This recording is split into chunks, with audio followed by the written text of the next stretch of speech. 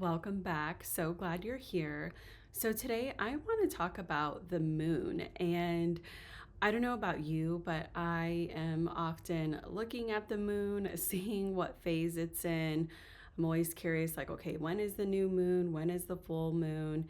And so, if you are one of those where you feel a strong pull to the moon and its energy, there's likely a reason for that. Really, the moon invites us to be mindful and intentional when it comes to setting intentions, our goals.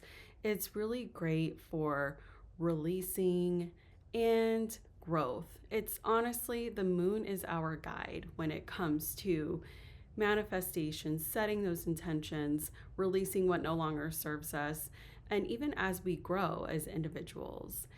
And so today, I really wanted to explore manifesting with the new moon and also the full moon. I was recently asked, well, what's better? Like, which is more powerful, manifesting during the new moon or manifesting when it's a full moon? And so I'm like, you know what? That's a great topic to explore. And really, when we think about the new moon and the phases, right, and then going into the full moon, it's all a pattern. And so when we have our new moon, it's really about setting new intentions, right? It's around new beginnings, a fresh start, kind of planting those seeds for our future. And as it progresses into the moon phase, building up to that full moon, so as you go through the waxing crescent phase and so on, it's all about growth and expansion and overcoming those obstacles, maybe some challenges that we get faced with, even decisions, right? And then as we progress into that, it's about refining and really persevering and pushing through those challenges that may come up for us. Then we get to that full moon, and the full moon, it really illuminates things for us. And I know the full moon is bright, and it reminds us, like, okay, what is being revealed to us in this moment? It brings clarity. And so the energy is amplified around, it's inviting us to celebrate what we have accomplished. It's also inviting us to see what is no longer serving us. Maybe prior to the intentions we set, or we've experienced growth and we're realizing there's some things that we need to let go of. That's a good time to revisit and release what no longer serves us. It's really also about gratitude. So as the moon begins to wane, spending time in a peaceful state, in a gratitude state, and thinking about all of the things that you're grateful for. Again, celebrating the wins, but also what is it that you're grateful for that maybe you tend to take advantage of. And the reason why it's important to sit with that, because when you're in that frequency of gratitude, that raises your frequency, your energetic frequency, even higher, to make room for new energy, new manifestations, new intentions that you want to set. And as the full moon wanes and wanes and wanes, and we're building up to that new moon, that cycle again, the end of that phase, it's really just about resting. You know, after you've released, you've done the energy work, you really just want to rest and prepare for renewal again, prepare for that new moon. So I hope, kind of tuning into the energy and how the phases work, that helps make sense for you. And again, the moon is your guide. And so oftentimes, if you're feeling a certain way or your energy is heightened, tune into what's your zodiac sign and where is the moon at, because oftentimes there's a connection. And so, like for me, I've been feeling a lot of the moon energy this last part of the year. And I think, and it's not just my zodiac sign, I honestly think all of us have been. And so I also wanted to talk through a ritual that you can do for both a new moon and a full moon. But again, just going back to what is really the difference between doing your manifestations between the new moon and the full moon. Because again, this sparked me to want to talk about it because I got the question of like, well, what's more powerful, the new moon or the full moon, especially when I'm trying to do my manifestation work. And really, what it boils down to is your intention.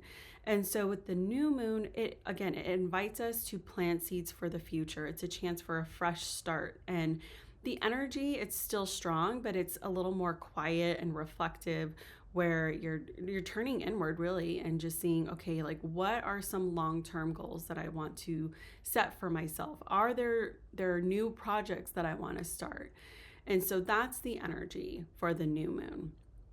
Now with the full moon, its energy is heightened, because it's also bringing us to celebrate again, like celebrating what we have accomplished. And it's also illuminating our path. So that bright, beautiful full moon is illuminating our world, illuminating our path, revealing things to us. It's bringing us clarity. And it's, of course, it signifies a cycle of completion. But again, we're at this full moon, so the energy is amplified and it invites us to release blocks, releasing again what no longer serves us as it continues to wane. What are those blocks, those energetic blockages that we feel may be holding us back? And really, it's about just getting that clarity and building off of the surge of energy with the full moon so that you can attract new manifestations, abundance. Like it's a great time to do abundance rituals. And again, releasing what no longer serves you. It's also great for releasing limiting beliefs. And so if you've been in a negative mindset where you just have these thought patterns that won't go away, this is a great time to release those. And you might be consciously aware of them, or they might be in the subconscious mind.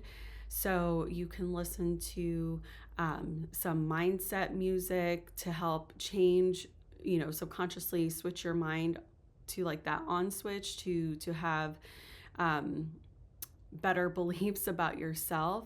And really, again, when we're releasing those limiting beliefs, the things that no longer serve us, we're making space for new, beautiful energy that serves us well. So as far as a ritual, you can do this for a new moon or the full moon. It really, again, it goes back to your intentions and thinking back to the energy of, is this a new moon? Is this a full moon? And so what I like to do, it's very simple. You don't need a ton of supplies, really. A candle, a lighter, a piece of paper, and pen. And for bonus, like if you love crystals, you can incorporate crystals, as if you work with crystals, I work with crystals. I know and strongly believe that they can amplify energy.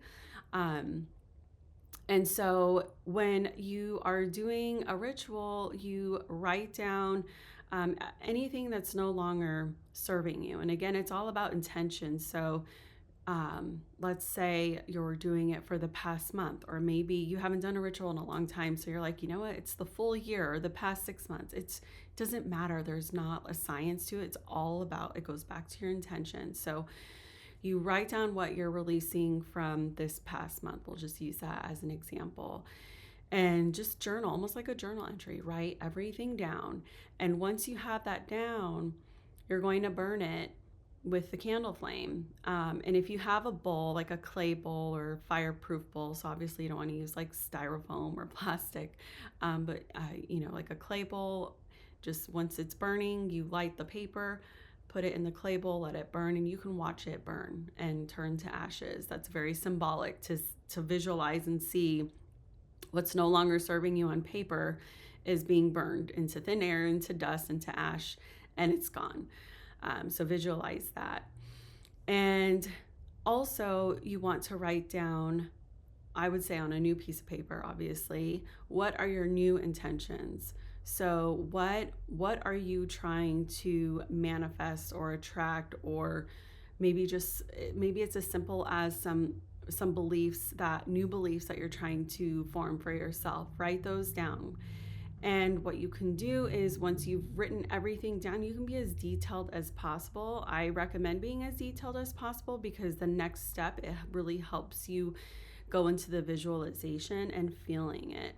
And so let's just build off of the new belief. So, what your new belief is: I am a magnet for attracting money. I mean, I know that's more of an affirmation, but maybe you feel like you have a big money block and you're really trying to attract money or abundance. So I'm a magnet for new clients that are aligned with my soul. And so, like, what does that mean? So writing down in your attentions, like, well, what does that mean? What does that look like? What does that feel like? What am I doing when I'm attracting all of these beautiful clients that are aligned with me at a soul level?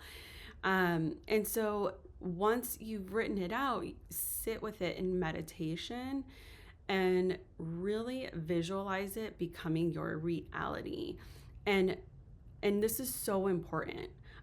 This is like one of the biggest steps that people miss is when they're writing their intentions, is because you need to sit with it and feel it, like fully believe in it. Believe in it so much that it almost feels real, and feel it with every sensory, like the butterflies in your stomach with the excitement, the chills on your body because you're so happy, you're smiling, you have a little pep in your step, you're happier in your home, and things are just going well in the family, like everyone's vibing because you're happy, and you're attracting more of that abundance. Just like feel into every possible situation, scenario, even like walk yourself through that day of how it's going to feel when it's yours. And when you really visualize that and believe in it, the universe wants to give it to you. And it's not just a one time where you sit with it, it's revisiting it, right? So if you feel like, this one sit isn't going to do it, and you want to do it daily for a week or daily for 21 days, I don't know, until the next cycle, go for it. Like, follow your intuition. Sometimes the universe isn't always going to give us exactly what we want right away. We have to put in the work. We have to build that relationship with the universe. We have to believe, but it really boils down to believing. Because if you start doubting, then that lowers your frequency, and then the universe is going to give you back whatever that low frequency that you're feeling. So a reminder, so sorry I got off on a tangent. But yes, visualizing, really feeling into it. And if you want to utilize crystals, you can grab crystals and hold them in the palms of your hand. If you want to put your piece of paper down and, put the crystals around the piece of paper, you can do that. It really doesn't matter what cut of crystals you use. It's all about intention. But recently someone's like, well, why would I use a tower? A tower amplifies energy. So if you have a crystal tower, it will amplify your energy. But even if you have like tumbles or palms, you can place them in your hands and sit with them. When you're doing your sit, you have your hands up and you're just feeling into the energy, letting them amplify your intentions that you're setting. And as far as crystals that you may want to use, so citrine is really great for like getting your personal power back. So being in your personal power. Pyrite and tiger's eye are great for confidence. I love using those too. What else? If you're attracting abundance, aventurine, or let's see, for spiritual focus. So I really like aventurine. Pyrite's actually good for abundance too. And clear quartz is perfect for amplifying the energy. And what else is there? I would say amethyst for spiritual focus. So just like to really help you focus into what it is you're visualizing, what your intentions are. So you can use all of those. You can use one of those. It really doesn't matter. If you feel drawn to a different crystal that I didn't mention, trust that. It's totally fine. Again, it goes back to your intention. So I hope this has been informative for you. I hope it's been helpful. Leave a comment below if you have any questions. Like this video. Please subscribe to my channel. And thank you so much for spending time with me today.